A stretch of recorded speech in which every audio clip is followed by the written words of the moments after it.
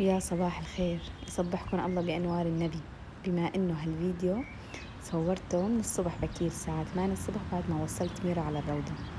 ما شاء الله الجو كان بجنن، صوت العصافير ما شاء الله تبارك الله، يعني رائع رائع الجو. بده هيك قاعدة بالحديقة وبس هيك الواحد يتسمع على صوت العصافير.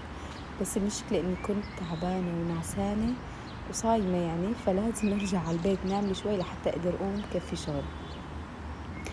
عندي تاني يوم عزيمة وراح بلش تحضيراتها من اليوم، يعني بشغلات بخليها بجهزها بتروح عن طريقي وبتخفف عني شغل لتاني يوم العزيمة. هون وأنا ماشية بالشارع بعد ما طلعت من الروضة في صوت عصفور شدني، عم يغرد تغريد ما شاء الله تبارك الله. ضليت لاحق الصوت لو وصلت للعصفور. هو حسون واقف على الشجرة هيك بعيد كتير على شجرة عالية، بس ضليت واقفة عنده وعم صوره. صوته ما شاء الله كان كتير حلو، ما شاء الله تبارك الله فيما خلق وأبدع. يعني هالشي بيخليكم تذكروا الله وتحسوا بعظمة رب العالمين، بعظمته بخلقه. سبحان الله سبحان الله. وقفت هيك شوي وصورت العصفور، يعني أخذت طاقة ورجعت بعدين على البيت. تخيلوا إني ما رجعت البيت، رجعت بلشت شغل، يعني مصحصحة ولا كأني تعبانة.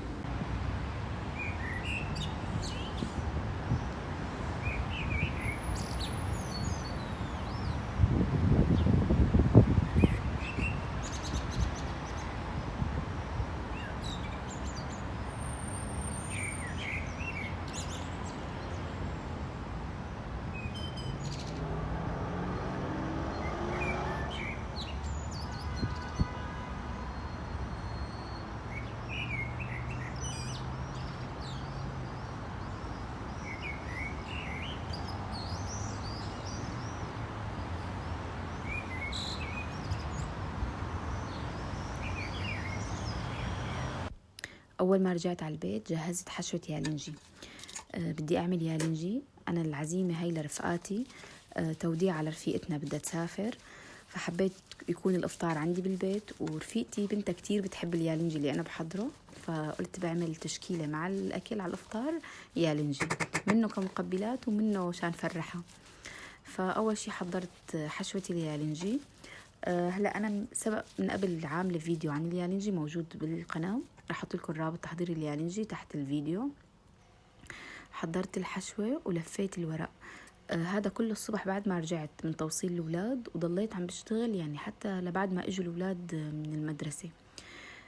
فلقيت هيك حالي متنشطة وفيني قوة، يعني قدرانة أوقف وأشتغل. والله هيك وجهزت اليالنجي كله ولفيته وركبت عليه على النار. تركته على نار هادية من الساعة 3 العصر تقريبا لبعد الإفطار. ومثل العادة أنا بشتغل كل شغلي على الواقف، ما بعرف أقعد وأشتغل وأنا قاعدة. يعني لف اليالنجي كله لفيته وأنا واقفة، بس بيضل لف اليالنجي أسهل وأسرع من لف اليبرق بالرز واللحمة. هون بعد ما لفيت اليالنجي كلها راح طبقه بالطنجرة. هلأ أنا بسفرة الطنجرة اللي بدي أطبخ فيها اليالنجي بحط ورق. أول شي هيك أحيانا بيطلع معنا ورق مقطع أو ورق ما بيلف، فهو كله هيك بجمعه وبحطه بسفرة الطنجرة لحتى ما يلزق شي. وقطعت جزر وحطيتهم كمان بسفرة الطنجرة. الجزر كتير بتطلع طعمته طيبة تحت اليالنجي. وبلشت صف الورق ورقة ورقة مثل العادة يعني لحتى هيك نظمتهم. شوفوا ما شاء الله على هالصفة، ما شاء الله علي على هالصفة. بعدين حطيته على النار وضفت له الملح والليمون ودبس الرمان والمي وتقلت عليه وبتركه يغلي على نار مرتفعة لحتى يغلي. بس يغلي يعني بتركه على النار يغلي تقريبا نص ساعة، بعدين بهدي تحته وبغطي الطنجرة وبتركه تقريبا 3-4 ساعات.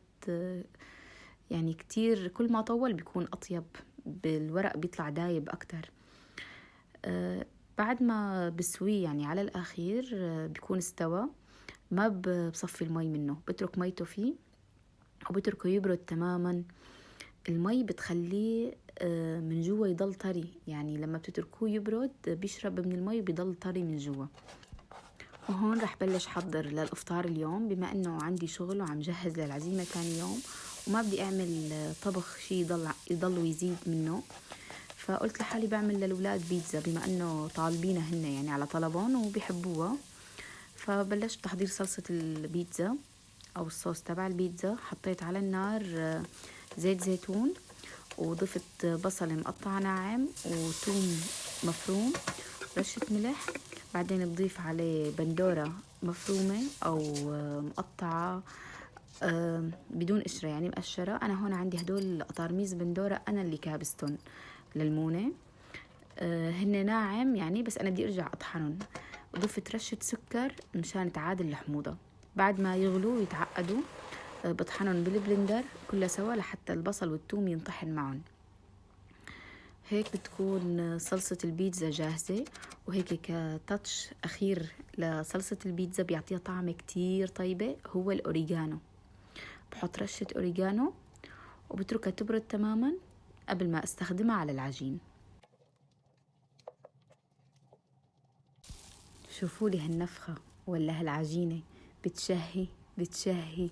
العجينة نفس عجينة المناقيش وفطيرة الجبن اللي كنت محضرتها بفيديو قبل هذا. كمان راح اترك لكم رابط الفيديو تحت بصندوق الوصف. كتير عجينة ممتازة ما عاد تغير طريقتي بتحضيرها.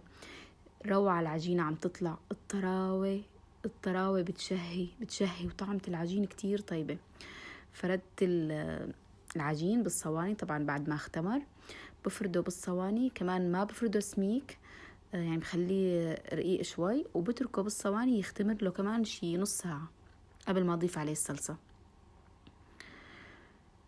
ما شاء الله عمل معي تقريبا 4 صواني، وزاد منه قطعة عجين عملتها كمان بس مو بيتزا. هلأ بتشوفوا كيف عملتها.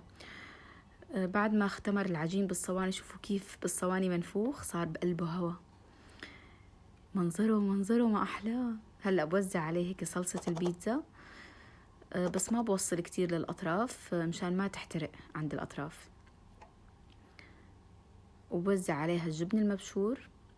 أنا خالطة بين جبن أشقوان مع موتزاريلا سوا.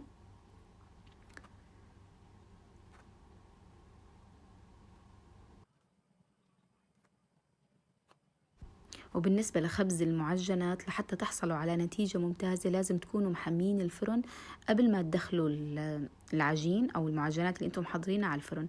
لازم يكون حامي كتير من فوق ومن تحت لحتى تحصلوا على نتيجة ممتازة. المحلات أو المطاعم أفرانهم بتكون حامية كتير، مشان هيك بتلاقوا المعجنات عندهم طيبة.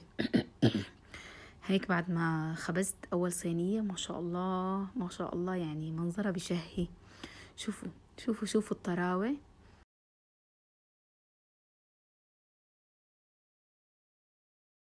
هلأ تذكرت شغلة.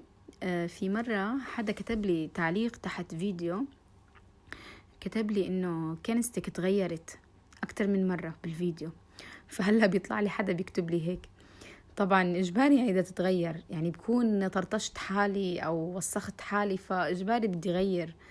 وطبعا يعني هذا الشغل بيكون يعني على مراحل أو على كم ساعة، فطبيعي إنه الواحد يغير تيابه أو يبدل. فأنتوا خدوا النتيجة أو المغزى من الفيديو. ما بعرف يعني اللي بيدققوا على هيك قصص وبيكتبوا بالتعليقات، ما بعرف يعني ما شاء الله ملاحظتهم قوية وتحسوهم يعني داخلين على الفيديوهات بس لحتى هيك ينكوشوا أو يطالعوا شغلات ما لا أساس يعني بالفيديو أو ما لا علاقة بالفيديو. هون هاي شقفة العجين اللي زادت عندي فردتها كمان بصينية، وعندي كان لحمة مفرومة محمسة بالبراد طالعتها فردت اللحمة عليها وحطيت جبنة على الوجه وشويتها بالفرن. كمان طلعت طيبة والله، حبوها الأولاد. يعني طلعت هيك طعمتها مثل اللحمة بعجين يعني، بس إنه اللحم محمس ما معه خضرة، بس طلعت طيبة. هلا أنا زاد عندي كمان من صلصة البيتزا، عبيتها بعلبة واحتفظت فيها بالفريزر لوقت تاني. بلاقيها جاهزة فورا يعني طالعة، وبفردها على العجين وقت اللي بدي أحضر بيتزا. بما اني بكره بالعزيمه بدي احضر معكرونه بالدجاج والبشاميل، فقلت لحالي بيروحوا عن طريقي وبيخففوا عني شغل لتاني يوم. بحضر حشوه الدجاج اللي بدي احطها بقلب المعكرونه. فبمقلاية على النار ضفت زيت زيتون وشوية زبدة، بنزل بصلة مفرومة وبقليها لحتى تدبل، ضفت عليها رشة ملح. بعد ما تدبل بنزل عليها الدجاج مقطعته هيك لمكعبات صغيرة. ضفت كمان يعني مع البصلة توم مفروم.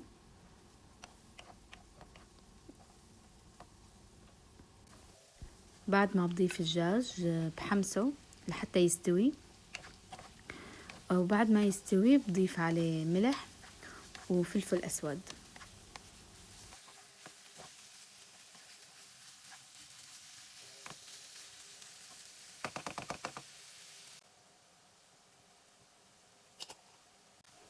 وهيك عندي بعد ما صارت جاهزة حشوة الدجاج بفرغها بعلبة أو بجاط وبغلفها وبدخلها على البراد لتاني يوم. تاني يوم بحضر البشاميل وبضيف عليه.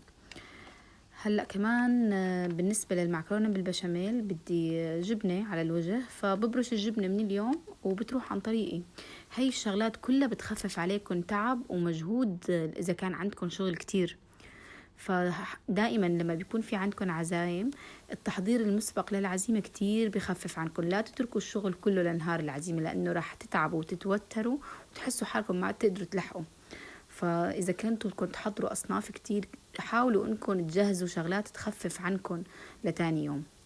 وهون فرجيتكم كيف طريقة برش الجبنة على المبرشة. ما توقفوها وقوف للمبرشة، سطحوها وبرشوا الجبنة أسهل وبتحموا إيديكم أكتر. يعني كتير مننا لما بيكون عم يبرش بيجروح إيديه.